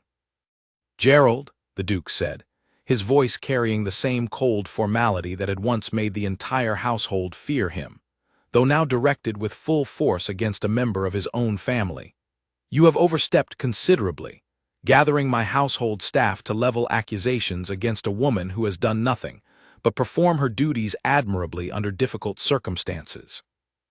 "Cousin," Gerald began, some of his earlier confidence faltering under the weight of the Duke's evident anger, "I speak only out of concern for the estate's proper succession, for the family's legacy." "You speak," the Duke interrupted, his voice rising slightly for the first time in the entire exchange, "out of naked ambition, dressed in the language of family concern. I am not blind to your motivations, Gerald. You have circled this estate for years, waiting for some opportunity to secure your own advantage, and you have seized upon Mrs. Hart's presence here as a convenient target for accusations that serve your interests far more than they serve any genuine concern for this family's integrity." Gerald's face flushed with anger and embarrassment in equal measure, though he attempted to hold his ground before the watching staff. You cannot deny the favoritism, cousin. The entire household has witnessed it. Special arrangements, increased wages, private conversations conducted at hours no employer typically affords a servant. I deny nothing, the Duke said, his voice steady now, carrying a certainty that seemed to settle over the entire room like a physical weight. I have shown Mrs. Hart kindness, yes, kindness she has earned through her diligence and her honesty, and kindness that has, in these past weeks, grown into something considerably deeper than simple employer and servant. I care for her, Gerald. I care for her daughter, who has brought life back into rooms of this house that have stood silent and grieving for 6 long years. I will not apologize for that care, nor will I allow you to twist it into some scandalous scheme for the entertainment of gossip and the protection of your own ambitions. A stunned silence fell over the great hall, every servant present understanding, in that moment, that they were witnessing something far more significant than a simple dismissal of accusations. The Duke had, in front of his entire household, openly acknowledged feelings for a servant maid that went far beyond simple employer sympathy. Feelings that carried implications none of them had quite dared to voice aloud, even in their most speculative whispers. "You cannot be serious," Gerald said, his composure finally cracking entirely, his voice rising with genuine alarm now rather than calculated performance. "A maid, cousin. You would risk this family's entire legacy, this estate's proper succession, for a servant and her child. Have you lost all sense entirely?"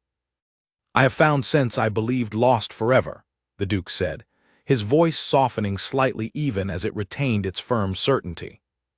"For 6 years, I have walked through this house as though already dead myself, going through the motions of managing an estate I no longer felt any real connection to, avoiding rooms and gardens and memories too painful to face directly. Alina's presence in this household and her daughters have given me back something I thought Charlotte and Edmund's deaths had taken from me permanently. I will not throw that away to satisfy your concerns about inheritance, Gerald. Whatever legal arrangements this family's succession ultimately requires, I will address them properly, through my solicitor, in due time. But I will not dismiss Alina, and I will not allow you to threaten or humiliate her further in my household."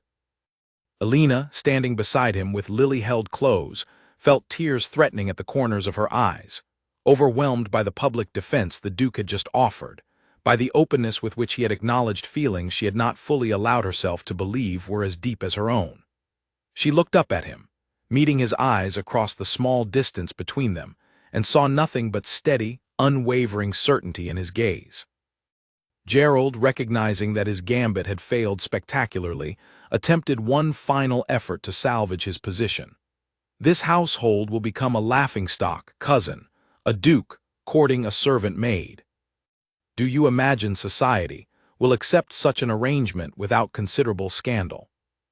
"Society's opinion," the Duke said coolly, "has never dictated the direction of my heart, Gerald, nor will it begin doing so now.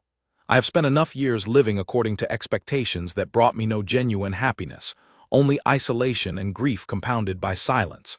I do not intend to spend whatever years remain to me making the same mistake twice." He turned to address the assembled staff directly, his voice carrying clearly through the still silent hall. "Mrs. Hart remains in this household's employment, with my full confidence and support. Any staff member who wishes to speak further on this matter may address their concerns directly to me.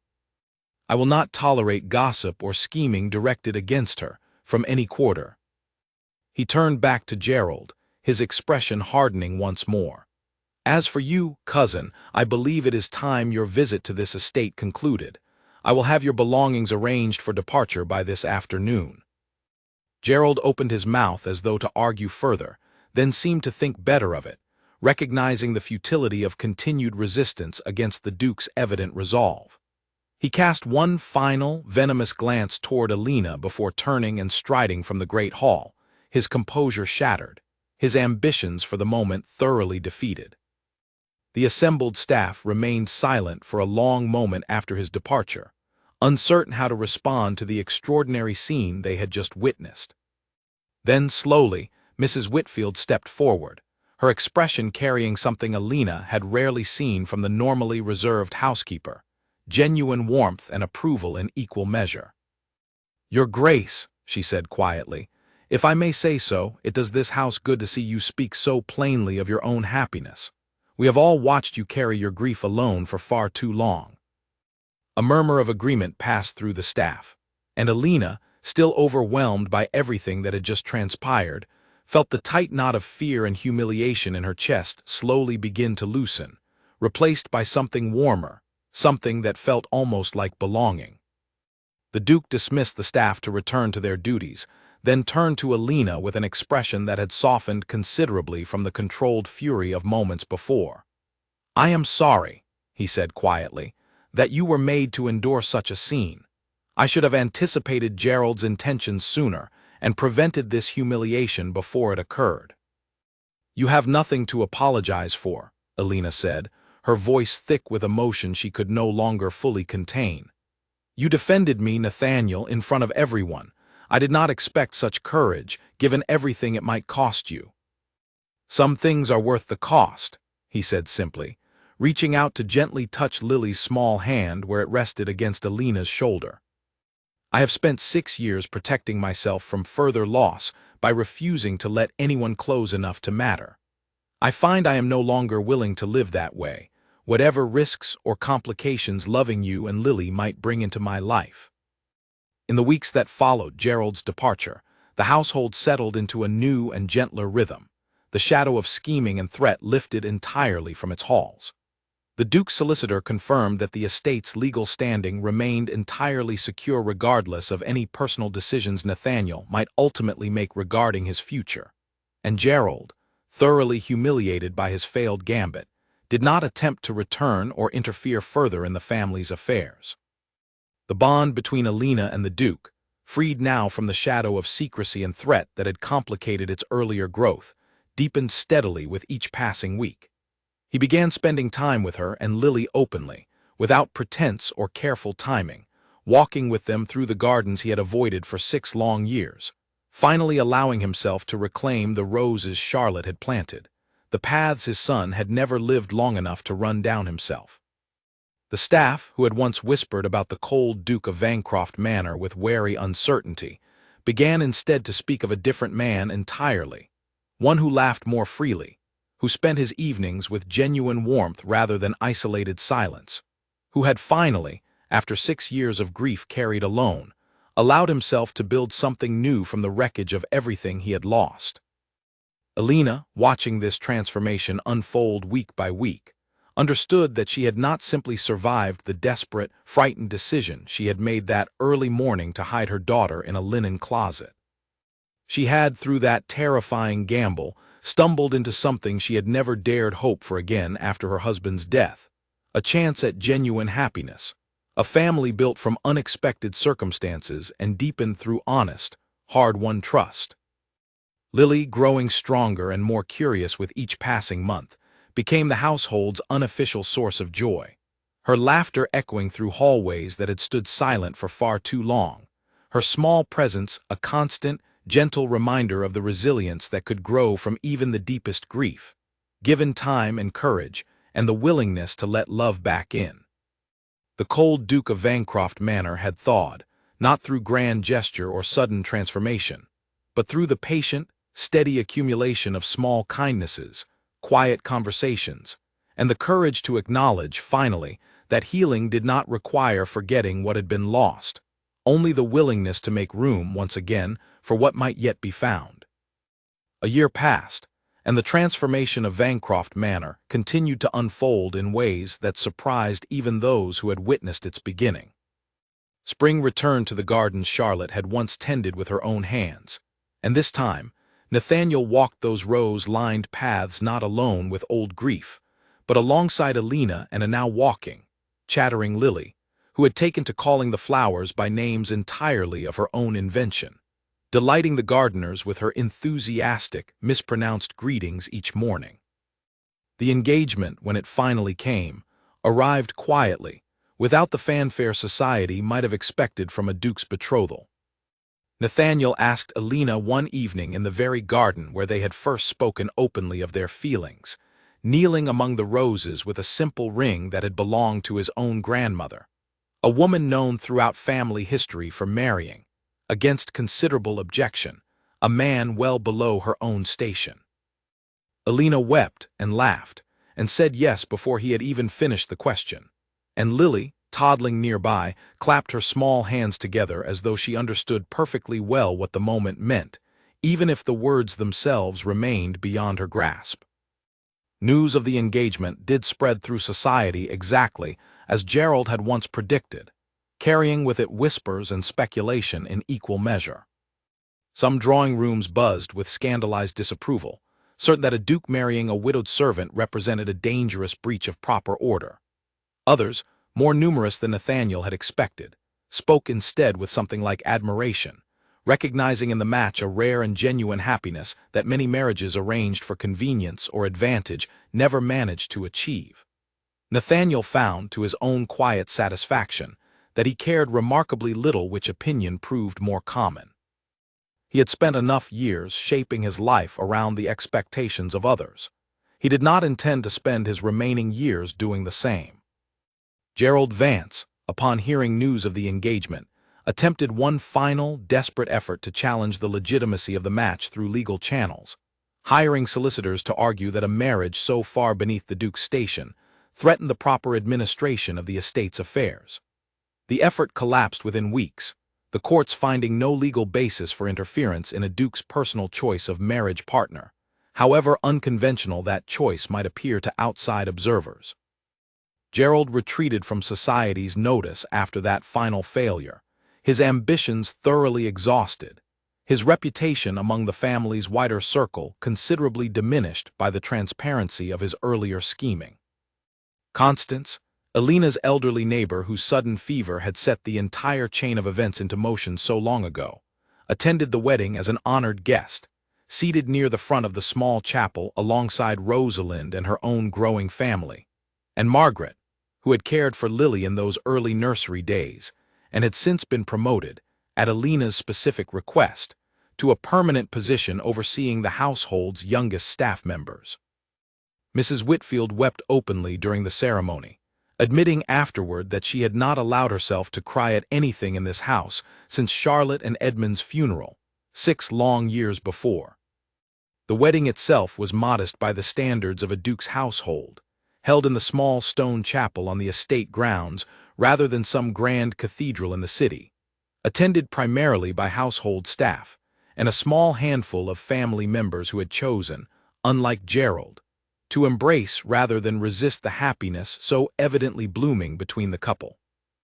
Alina wore a simple dress of pale blue, nothing like the elaborate gowns typically expected of a duchess, and Nathaniel, watching her walk toward him down the short aisle with Lily held on her hip rather than left behind with a nursemaid, thought he had never in his life witnessed anything more beautiful. Life at Vancroft Manor settled, in the months following the wedding, into a rhythm neither Alina nor Nathaniel could have imagined possible during those first frightened, uncertain days after the discovery in the linen closet. The formal distance that had once defined Nathaniel's interactions with his own household softened considerably, the staff finding him increasingly willing to engage directly, to ask after their families, to remember small details of their lives that he had once, in the depths of his grief, been entirely unable to hold in his attention. Alina, now Duchess in name though she never quite lost the careful, grounded practicality that had defined her years as a maid, insisted on maintaining certain habits from her earlier life, despite the household's occasional gentle protests. She continued to prepare Lily's meals herself when time allowed, continued to walk the grounds each morning regardless of weather, continued to treat every member of the staff with the same warmth and respect she had shown them long before her circumstances changed so dramatically. Mrs. Whitfield often remarked, with evident affection, that the new Duchess had brought a warmth back into the household's daily operations that had been sorely missing for far too many years. The nursery near the kitchens, once built hastily to solve an urgent practical problem, remained in use, though its purpose gradually expanded beyond simply housing Lily during working hours. Nathaniel had it enlarged the following spring, adding a second small crib in anticipation of a sibling Lily would welcome with the same enthusiastic, uncomplicated joy she brought to everything else in her small world. The birth of a baby boy, born on a mild autumn morning nearly 2 years after that first desperate decision to hide an infant among linen shelves, brought a celebration through the household that lasted well into the following week. Servants and family alike gathering to welcome the new arrival with a warmth that stood in stark contrast to the fearful uncertainty that had once surrounded any mention of children within these walls. Nathaniel chose, with Alina's full agreement, to name the boy Edmund, honoring the son he had lost while also, in some quiet, healing way, allowing that name to carry forward into a future filled with hope rather than grief alone. He held the infant in his arms on the evening of his birth, standing near the same nursery window where he had once watched Lily sleep with an ache of longing he had barely allowed himself to acknowledge, and felt, for the first time in many years, that the weight of loss he had carried for so long had finally found a place to rest alongside something new and living, and full of promise. Lily, now a curious and talkative toddler, took to her new role as older sister with tremendous enthusiasm, insisting on helping with every aspect of the baby's care that her small hands could manage, singing him songs of her own invention, informing every member of the household, staff and visitor alike, that she now had a brother, and intended to teach him everything she knew about the gardens, the kitchens, and the particular hiding spots throughout the manor best suited for games of hide and seek. Alina often found herself, in quiet moments during those first years of marriage, thinking back to that terrified early morning walk to the manor, baby Lily hidden beneath a gray wool blanket, certain she was making the single worst decision of her life. She had believed in that moment that she was choosing between two forms of disaster, unable to see any path forward that did not end in loss of one kind or another.